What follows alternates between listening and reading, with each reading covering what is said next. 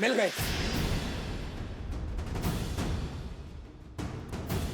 वर्णन जो दिया था उसके अनुसार यही वो चोर है। ले चलो इन्हें महाराज के पास।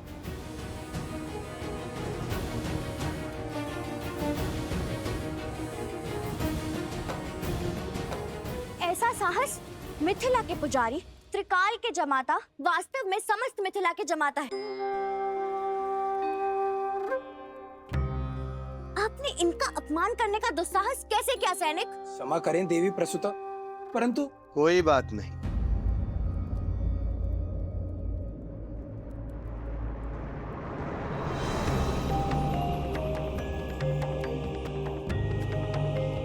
पिताश्री,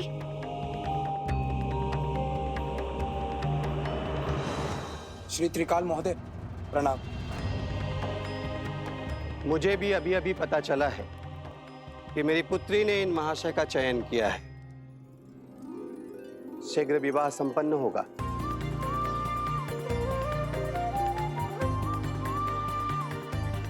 जाइए जाइए, उन तुनीर चोरों को कहीं और खोजिए सैनिक जी। अवश्य। पुत्री,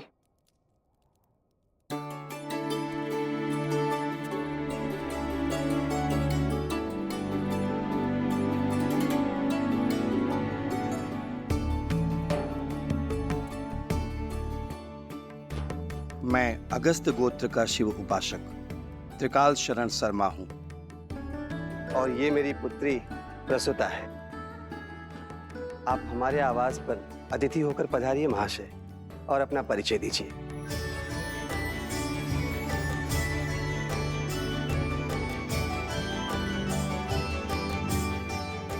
मैं भरद्वाज गोत्र का वैष्णव सोमकरण हूँ और ये मेरे भ्रातृश्री अवस्त्रा है। मैं उनकी ओर से अपने विवाह का क्षमा करें, अपनी ओर से इनके विवाह का प्रस्ताव। सुनो सुनो सुनो, मिथिला के जमाता, अयोध्या के महाराज श्री रामचंद्र के स्वागत में कल प्रातःकाल भव्य उत्सव होगा। उसके पश्चात संसार भर से धनुर्धारी आके अपनी कला का प्रदर्शन करेंगे। अब सब शुभ होगा और कल श्री राम से भेंट भी निश्चित है। हाँ भैया, कदाचित माता सीता भी उनके साथ हो।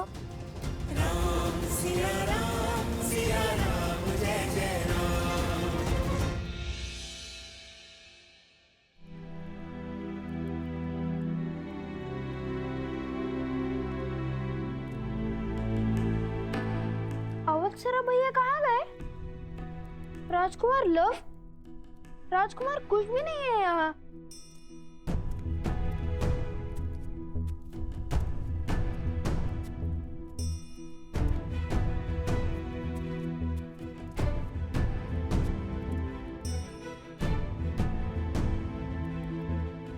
कहाँ गए ये? मुझे सताने में क्या आनंद आता है सबको। माता!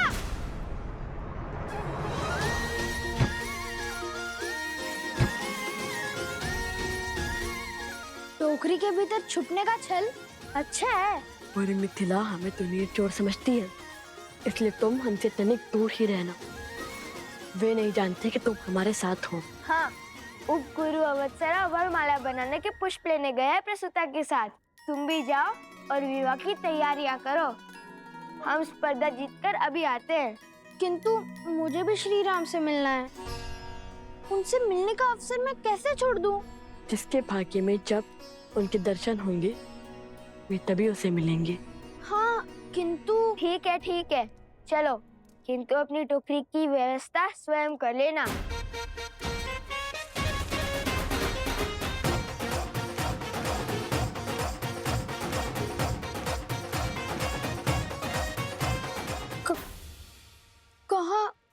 कहाँ है टोकरी? अरे, यदि मुझे कोई पहचानता ही नहीं तो मुझे छुपने की क्या आवश्यकता है? मूर्ख बना गए मुझे।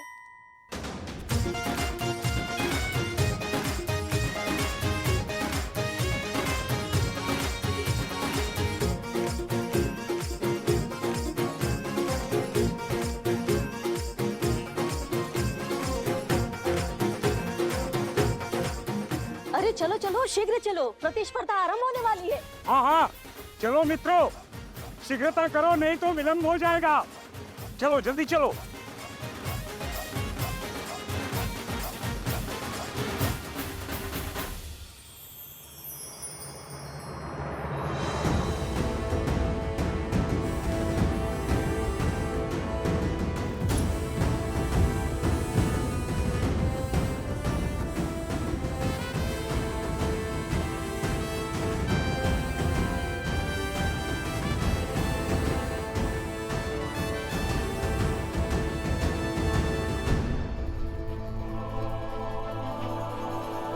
कदाचित किसी कुमार में सीता की बस एक झलक दिख जाए। आज की धनुर्धार प्रतियोगिता में संसार भर से मिथिला पधारने के लिए आप सबका कोटि कोटि धन्यवाद। शीघ्र ही मिथिला नरेश की उपस्थिति में आप सबकी प्रतीक्षा का अंत होगा और स्पर्धा का आरंभ होगा। मिथिला नरेश महाराज जनक पधार रहे हैं। महाराज जनक की, महाराज जनक की, महाराज जनक की, महाराज जनक की, महाराज जनक की, महाराज जनक की।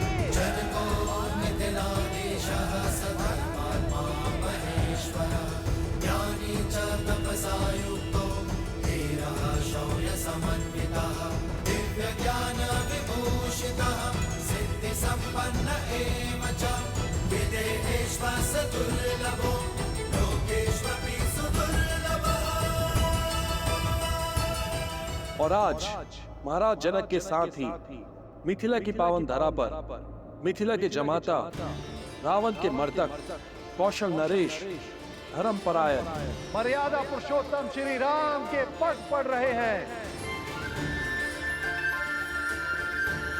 मर्यादा पुरुषोत्तम श्री राम की शयन।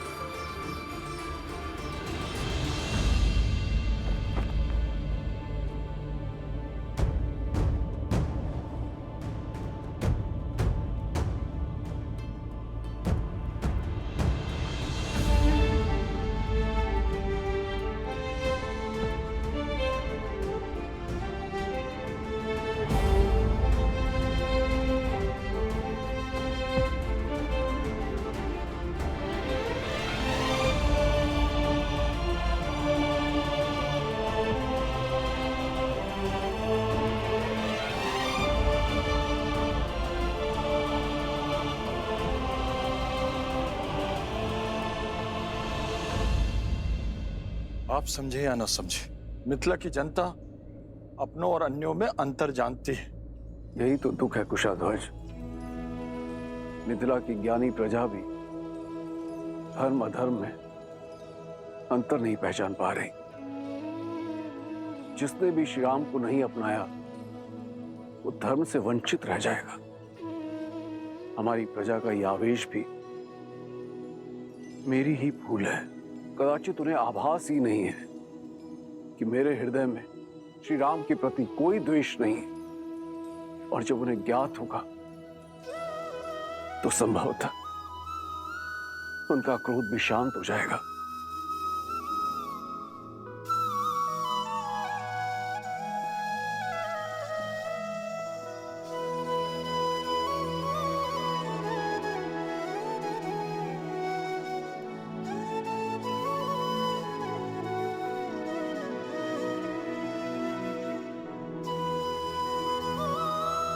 बोलो अयोध्या नरेश, मिथिला के जमाता सियावर रामचंद्र की।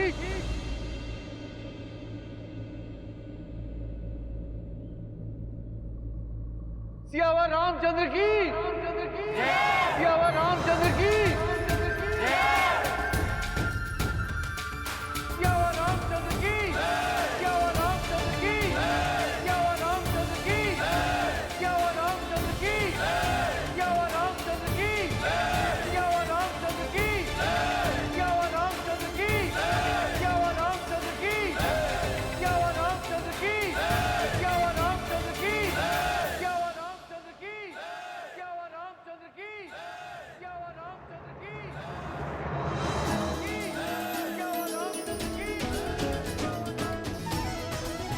लगता है श्री राम मंच पर आ गए। भैया मुझे उन्हें देखना है, शीघ्र चलिए ना। चलो।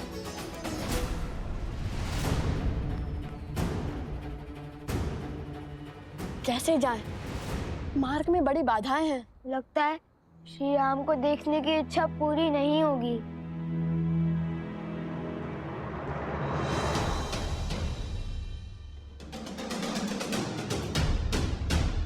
तुम्हारी इच्छा अवश्य पूर्ण होगी कुश। आओ मेरे साथ।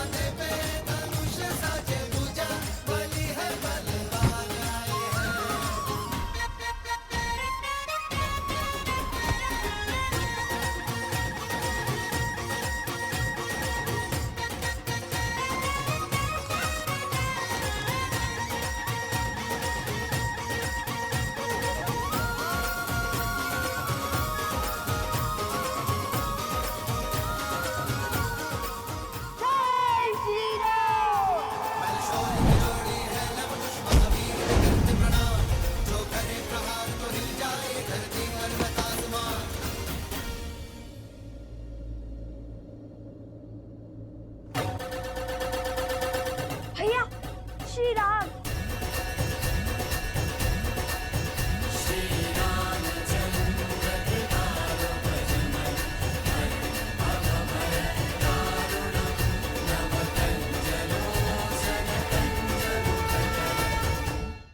ध्वज के कारण श्री राम के दर्शन नहीं हो पा रहे हैं।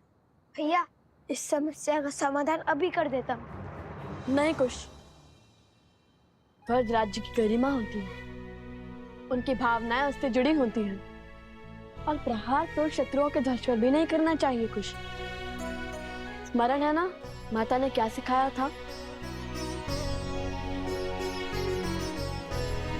तन को छल्ली करने से भी अधिक घातक है भावनाओं को तार तार करना। तन के घाव भर जाते हैं, मन के नहीं। हनुमान जी होते तो कितना अच्छा होता। पवन देव से कहकर इस तीव्र वायु को रोक देते।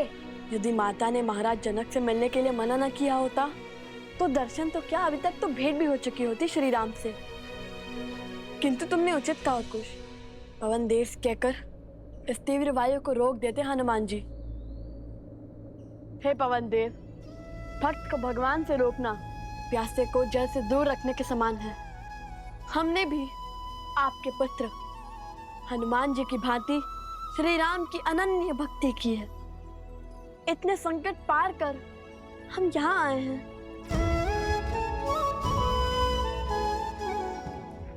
अब तो सहायता कीजिए ना। यदि हमारी भक्ति सच्ची है तो कृपया अपने वेग का थोड़ा कम करें और हमें केवल श्री राम के दर्शन का आनंद दे।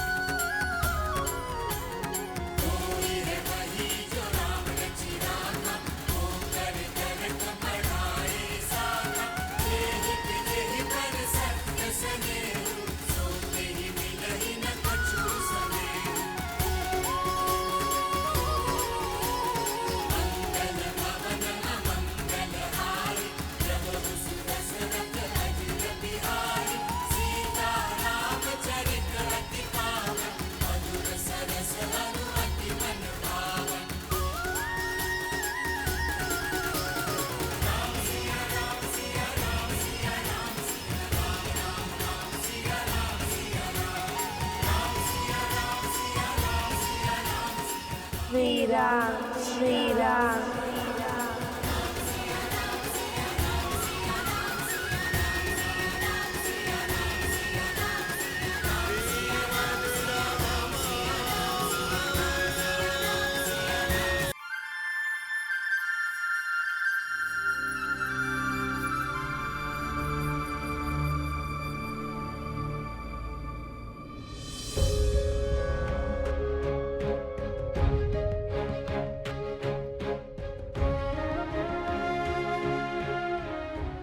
महाराज, आपके नेत्र उन ऋषि कुमारों को खोज रहे हैं। हाँ श्री राम, उनके मिथिला में आने का प्रमाण तो मिल ही चुका है।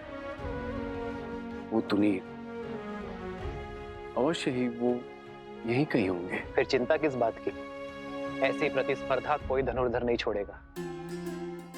आप स्पर्धा का शुभारंभ कीजिए महाराज। वो बालक अवश्य भाग लेंगे। हम अवश्य भाग लेंगे कुश। प्रतियोगिता क्षेत्र में हमारे जाने पर रोक है, किंतु हमारे बाणों को तो नहीं।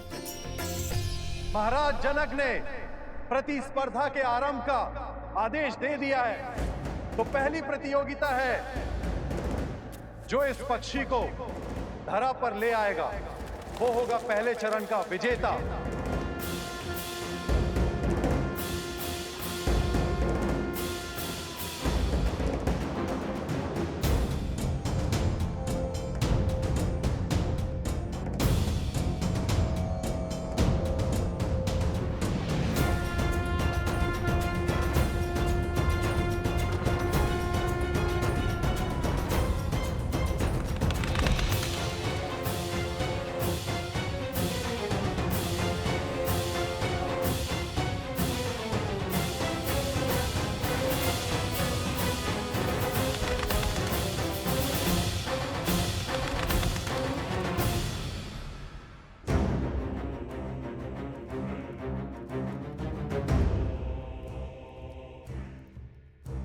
पुनः यही आ पहुंचा।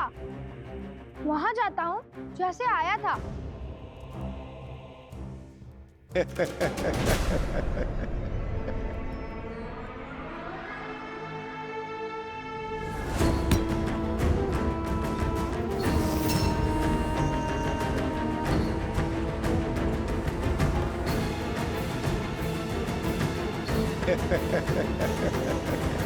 महाराज, इस पक्षी को नीचे लाने के लिए प्रतियोगी इस पर वार करेंगे, इसे मार देंगे। धर्म की रक्षा के लिए वध करना केवल देवताओं का कार्य है। आत्म सुरक्षा के लिए वध करना मनुष्य का कार्य है। भोजन के लिए वध करना पशुओं का कार्य है, किंतु केवल मनोरंजन के लिए या सामर्थ्य के प्रदर्शन के लिए वध करना केवल और केवल राक्षसों का कार्य है।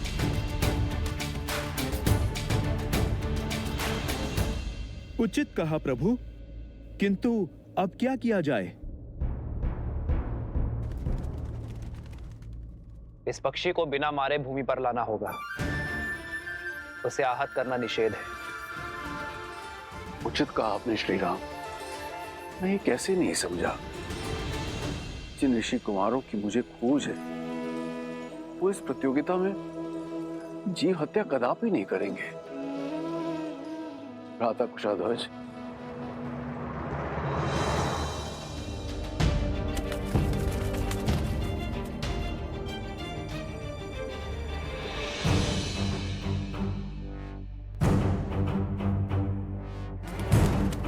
प्रभु, बिना पक्षी को आहत किए कैसे नीचे लाएंगे वो? ये तो नन्हे बालक जान पड़ते हैं। इतनी बुद्धि, इतना विवेक होगा उनमें? प्रभु, कहीं प्रयास में ही पक्षी आहत हो गया तो? एक विशेष सूचना, इस पक्षी को नीचे लाने के लिए कोई भी इसे आहत नहीं कर सकता।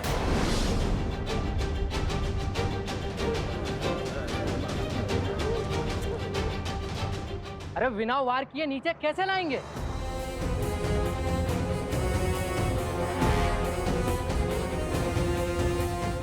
हमें कौन से पक्षी की भाषा आती है जो उन्हें बहला फुसला के नीचे ले आएंगे? हम सब साथ में बाण मार कर भी उसे नीचे नहीं ला पाएंगे। असंभव है प्रतिस्पर्धा पूरी करना। महाराजा जनक हमारा अपमान करना चाहते हैं, इसीलिए इन्होंने असंभव शर्त रखी है। हाँ हाँ।